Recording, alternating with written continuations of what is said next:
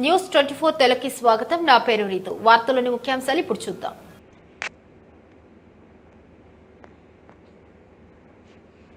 అన్నమయ్య జిల్లా రామాపురం మండలంలో జరుగుతున్న మహాభారత యజ్ఞంలో భాగంగా హరిత కథలో ద్రౌపది స్వయంవరం హిడింబాసురుని వధ కథను తిరుపతి హరికథ భాగవత రసని పి కౌసల్య హరికథ రూపంలో ప్రజలకు వివరించారు.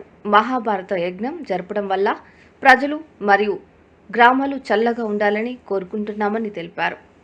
మహాభారత యజ్ఞ ధర్మకర్త మాజీ మార్కెట్ కమిటీ చైర్మన్ మదనేని రమేష్ మాట్లాడుతూ ప్రజలందరూ సుఖ సంతోషాలతో వర్షాలు బాగా పడి సంతోషంగా ఉండాలని శ్రీకృష్ణ భగవాన్ని కోరుకుంటున్నామని అన్నారు. ఈ కార్యక్రమంలో మాజీ ఎంపీటీసీ రవికుమార్ రెడ్డి, కర్ణపు రామ్మోహన్ రెడ్డి, ముమ్మసాని రాజగోపాల్ రెడ్డి, అయోధ్యపురం ప్రసాద్ రెడ్డి, చిన్రెడ్డి భగవాన్ Reddy, Mopuri Bhaktavatsala Reddy, G Damodar Naidu, Derangula ఆదన్న, harmonist G బాబు, వయోలిన్ గురుప్రసాద్, మధు మరియు గ్రామ ప్రజలు భారీ సంఖ్యలో పాల్గొన్నారు.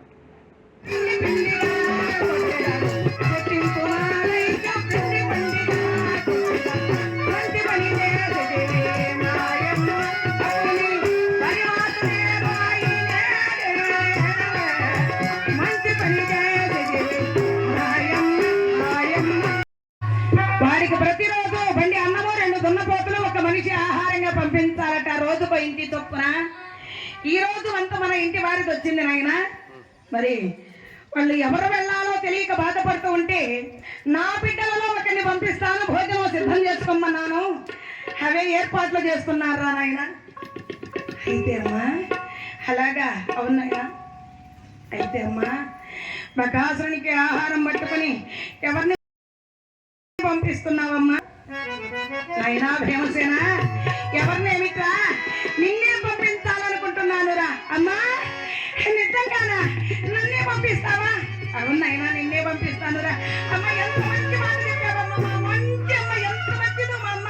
అమ్మా నేనే పెడతానమ్మా, ఆ బకాసురునికి ఆహారం పట్టుకుని నేనే పెడతానమ్మా. మంచి పని చేసేదివి మాయమ్మ బకుని పరిమాతనే పోయి. మంచి పని మంచి పని మంచి పని చేసేదివి మాయమ్మ.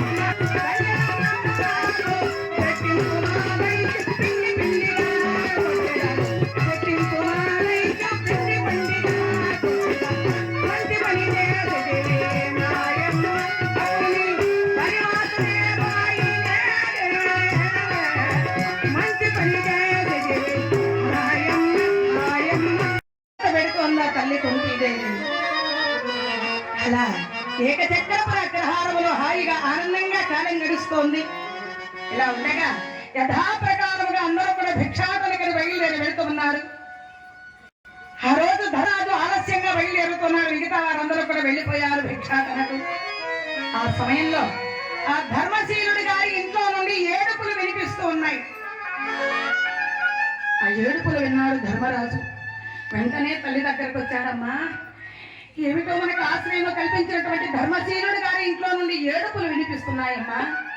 మరి ఏ కష్టం వచ్చిందో ఏం జరిగిందో ఒకసారి నువ్వు వెళ్ళి తెలుసుకుని రామ్మా, నేను భిక్షాటన చేసుకుని వస్తాను అని ధర్మరాజు బయలుదేరి వెళ్ళిపోయాడు. కుంతీదేవి ధర్మరాజుగా ఆ ధర్మశీలుడి గారి ఇంట్లోకి వెళ్ళింది. వెళితే ధర్మశీలుడు, ఆయన భార్య, ఆయన కొడుకు, ఆయన కుమార్తె నలుగురు కూర్చొని ఘోరమ ఏడుస్తున్నారు.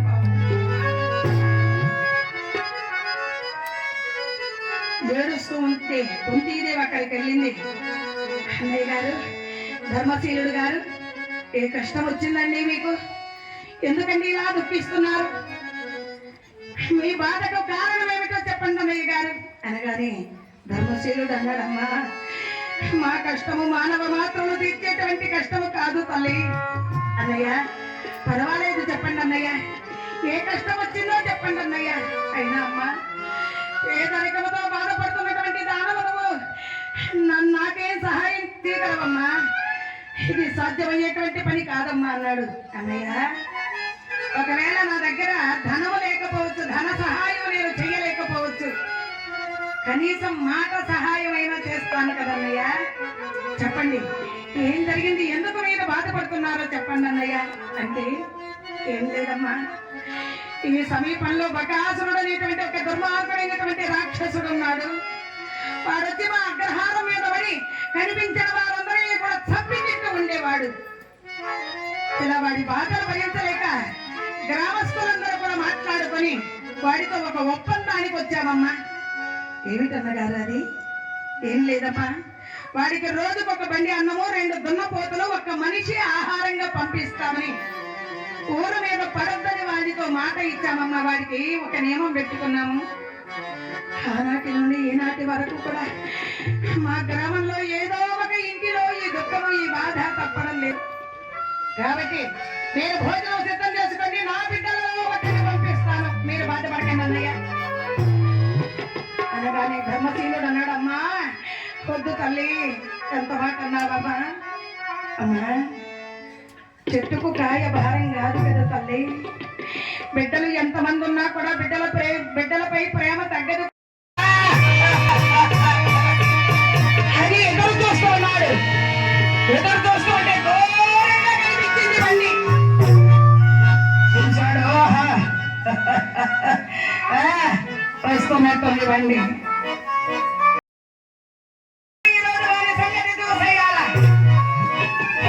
పొద్దెక్కింది, ఎంతవరక భోజనం తీసుకురాకుండా ఉండేది. నేనంటే భయం తగ్గిపోయినట్టుంది వీళ్ళకి. మళ్ళీ వెళ్ళి ఒకసారి అగ్రహారం మీద పడితే రాని నా సంగతి తెలిసొచ్చేటట్టు లేదు. రాని ఎవరు? ఆయన బండి మాత్రమే వస్తున్నట్టుంది. బండిలో మనిషి ఎవరు కనిపించడం లేదే. ఏమిటి రావడం లేదా? ఎవరు రావడం లేదా? ఎందుకంటే దేవుడు కనిపించట్లే మనకి. వెనక్కి తిరిగి కూర్చున్నాడు. కూర్చుని ఉంటే ఒక పెద్ద బండరాయిలా కనిపిస్తోంది, నీకు మనిషిలా కనిపించట్లే అక్కడ వారికి. సరే, ఎంతో బయలుదేరి వస్తున్నాడు. దగ్గరకు వచ్చేసరికి స్పష్టంగా బాగా కనిపిస్తోంది వానికి, బకాసురుడికి. ఆ బండిలో ఎవరో అన్నం తింటున్నట్టుగా కనిపించింది బకాసురుడికి.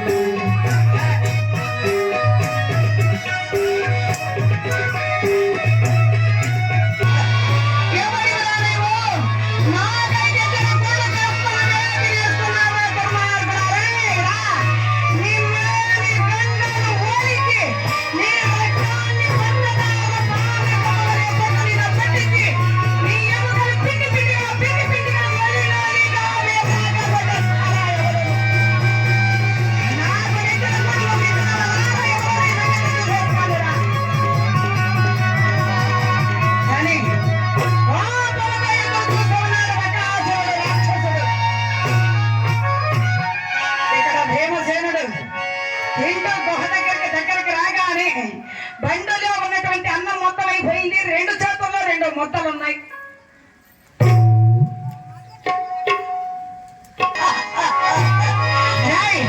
నాకైతే కూడలు కాస్త చేసావా? నీ పని చెబుతాను. అది ఒక దొక్కలో గుద్దేసరికి బ్రేమని చేసి ఒక ముద్ద పట్టించేశాడు. అమ్మయ్యా, ఒరే ఒరే రాక్షసాధమా,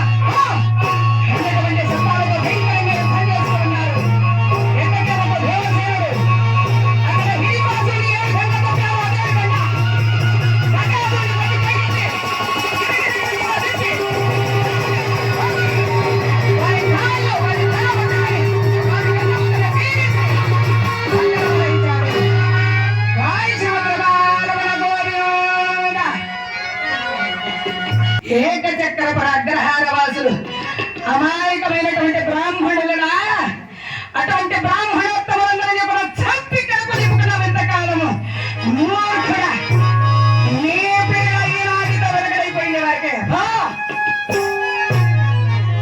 వారి ప్రాణవాయువులు అనంత వాయువుల్లో కలిసిపోయాయి. గాయం మరి చీకటి పడుతుండగా ఇంతకు ముందు భోజనం తీసుకెళ్లారు కదా, బండ్లన్నీ అక్కడ ఉండిపోయాయి. పగటానికి ఒకటి కట్టుకున్నారు బండ్లు. రాక్షసులకి బండ్లు వేసుకున్నారు బకాసురుణ్ణి. లాక్కుంటూ వచ్చి ఊరు ముందరకు వచ్చి ఊరు ముందర ఒక పెద్ద పొడవైన తాటి చెట్టు ఉంటే దానికి నిలబెట్టి వచ్చేశారు ఊళ్ళోకి.